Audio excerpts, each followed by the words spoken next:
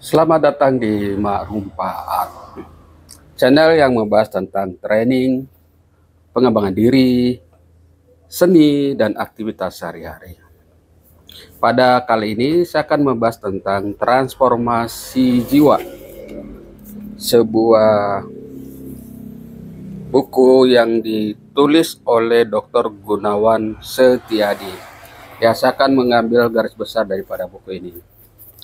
Transformasi jiwa. Nah, kita mulai dulu dari Undang-Undang Nomor 17 Tahun 2023. Nah, di dalam undang-undang itu disebutkan tentang orang yang memiliki kesehatan mental, orang yang disebut matang secara pikiran dan jiwa, atau orang telah dewasa, itu tidak dilihat dari usia, tapi dilihat dari kemampuan dia untuk mengatasi masalah. Ketika dia mengalami masalah terpuruk, dia bisa bangkit kembali. Jadi, kesehatan mental itu adalah orang yang memahami potensi dirinya, baik secara sosial, baik secara mental, dan secara fisik, dan dia bisa memberikan kontribusi terhadap lingkungannya, terhadap perusahaannya, terhadap keluarganya. Nah, supaya pembahasan lebih menarik, untuk menjadi orang yang bisa memiliki kesehatan mental, ya kita kupas transformasi jiwa ini. Nah, di dalam pembahasan berikutnya kita akan mengupas bagaimana caranya supaya kita bisa melakukan transformasi sosial. Kita bisa mempraktekkan, ada beberapa poin yang perlu kita praktekkan. Yang pertama itu adalah altruisme. Terus yang kedua adalah antisipasi. Kemudian yang ketiga itu adalah ada sublimasi. Nah, berikutnya adalah subresi. Nah, yang terakhir itu adalah zuhud. Ya, zuhud. Oke, kita coba bahas satu demi satu. Kita mulai dari altruisme. Apa itu altruisme? Altruisme itu sederhananya adalah kita mengutamakan orang lain, memprioritaskan orang lain. Contohnya, saat kita berada di atas bus, kemudian kita datang lebih awal, duduk di kursi, kemudian datang penumpang lain, ibu-ibu usia lebih tua, dan sudah tidak ada kursi lagi. Maka kalau kita menerapkan altruisme, kita otomatis berdiri dan memberikan tempat tersebut kepada ibu-ibu yang usianya lebih tua yang baru datang belakangan. Itu artinya mengutamakan orang lain. Altruisme yang lain itu diberikan contohnya pada seorang driver berasal dari Bima. Dia seorang bus antar kota yang rela menyisihkan sebagian penghasilannya untuk mendirikan sekolah, dan itu dilakukan karena anak-anak yang berada di wilayah dia itu susah sekali untuk bersekolah dan lokasinya sangat jauh. Karena itu dia mendirikan sekolah dan menggratiskan biaya pendidikan. Nah, itu adalah contoh altruisme. Nah, banyak sekali contoh-contoh lain tindakan altruisme yang bisa kita lakukan, ya. Kita bisa melakukan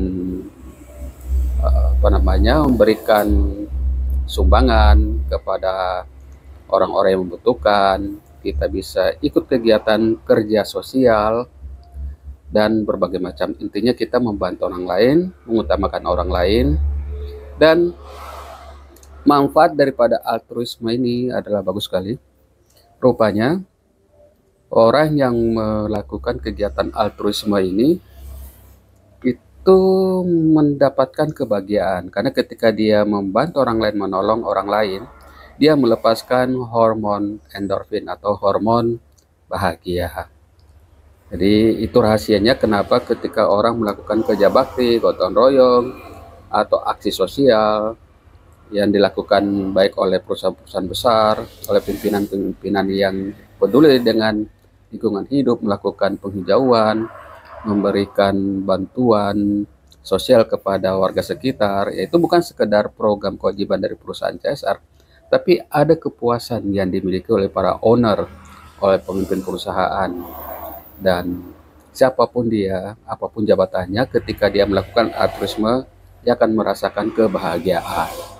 Nah, berikutnya adalah antisipasi. Maksud daripada antisipasi di sini adalah kita melakukan langkah-langkah persiapan, melakukan perencanaan, rela melakukan latihan, belajar, kerja keras saat ini agar kita terhindar dari kemelaratan, kesulitan, penderitaan di masa yang akan datang.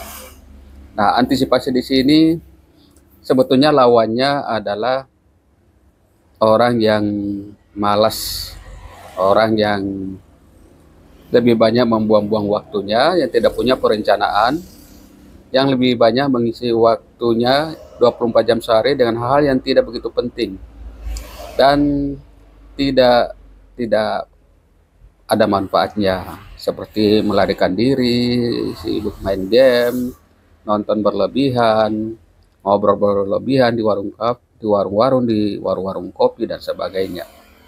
Nah, kalau kita melakukan antisipasi, di saat orang lain santai, kita justru melakukan kegiatan yang seperti berlatih keras, ya sebetulnya menyakitkan, tetapi kita akan menikmati di masa yang akan datang, yaitu prestasi yang merupakan buah daripada pengorbanan kita selama ini. Nah, yang ketiga adalah sublimasi. Nah, ini contoh yang paling bagus itu adalah Mahatma Gandhi ketika berada di atas kereta api, ketika dia berada di Inggris. Nah, pada saat itu meskipun Gandhi memiliki uang, ia tidak boleh masuk ke gerbong yang khusus untuk orang-orang yang bangsawan atau warna kulitnya putih. Nah, Gandhi harus keluar ya dari gerbong tersebut. Apakah Gandhi marah? Apakah dia melakukan tindakan pembalasan terhadap orang-orang kulit putih tersebut? Tidak. Ya, dia melakukan sublimasi, yaitu dia menggunakan energi dia, menggunakan kekuatan dan kecerdasan dia untuk mengajak orang lain untuk melakukan protes terhadap golongan putih supaya mempunyai hak yang sama. Ya, tidak ada diskriminasi lagi. Atau sublimasi yang kedua, ya sublimasi itu sebetulnya merubah benda, ya ini merubah benda padat ya menjadi gas. Nah, dalam sublimasi kita melihat contoh berikutnya, bagaimana seorang tokoh yang anaknya itu mengalami musibah atau katakanlah meninggal karena narkoba. Lalu sang tokoh ini melakukan tindakan sublimasi dengan cara mendirikan suatu wadah yang bernama granat. Tujuannya untuk mencegah tidak terjadi lagi korban di kemudian hari, tidak lagi menjadi pemakai obat-obat keras dan terlarang, sehingga masa depannya bisa menjadi lebih bagus. Berikutnya adalah supresi.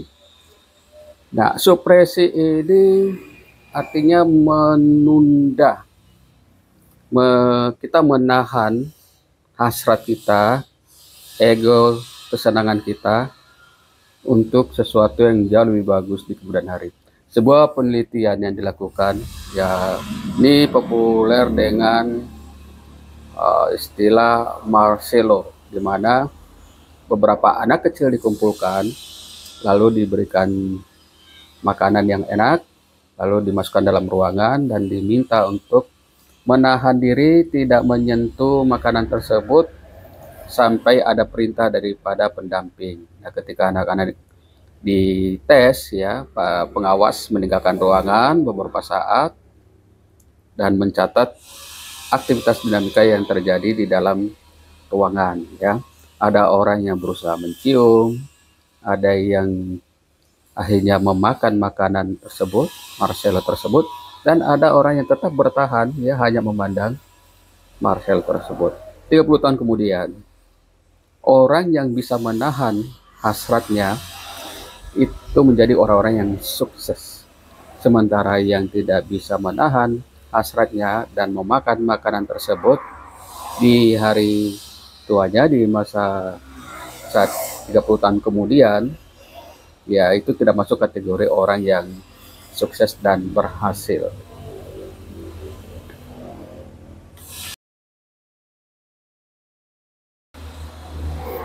Nah, yang terakhir yang kita bahas dari transformasi jiwa ini yaitu adalah zuhud. Ya. Nah, zuhud itu lawannya adalah hedon.